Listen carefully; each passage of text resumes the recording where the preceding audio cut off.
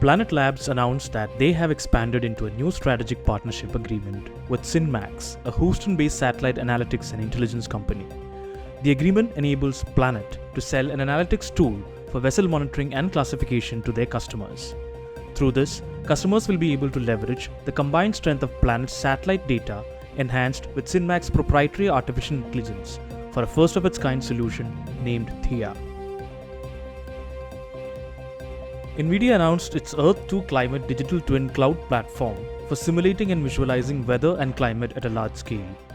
Earth 2's new cloud APIs on NVIDIA DGX Cloud allow virtually any user to create AI-powered emulations to speed delivery of interactive, high-resolution simulations ranging from the global atmosphere and local cloud cover to typhoons and turbulence.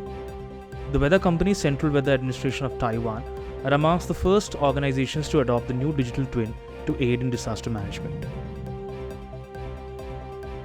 PlanBlue announced a partnership with Fugro to integrate PlanBlue's underwater technology and analytics with mature framework, enhancing cutting-edge habitat mapping technology and digital solutions building.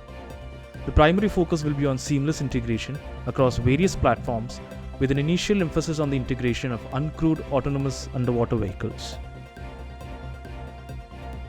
3 Swedish companies have come together to launch a project called Foodora Air for delivering retail items and pharmacy products via drones.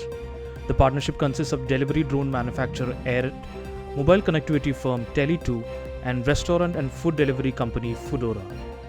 Air offers delivery flights that are connected beyond visual line of sight, which provide households registered with the company with on-demand access to goods and services.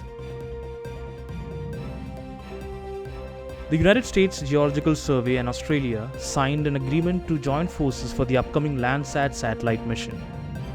Landsat is a collaborative mission between USGS and NASA, which has created a space-based record of Earth's surface for more than 50 years.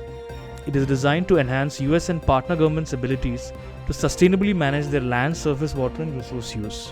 Australia plans to commit $207 million over 4 years in ongoing funding to the project, going towards enhancing its satellite ground station facilities in Alice Springs and supporting advanced new data processing and analytics capabilities.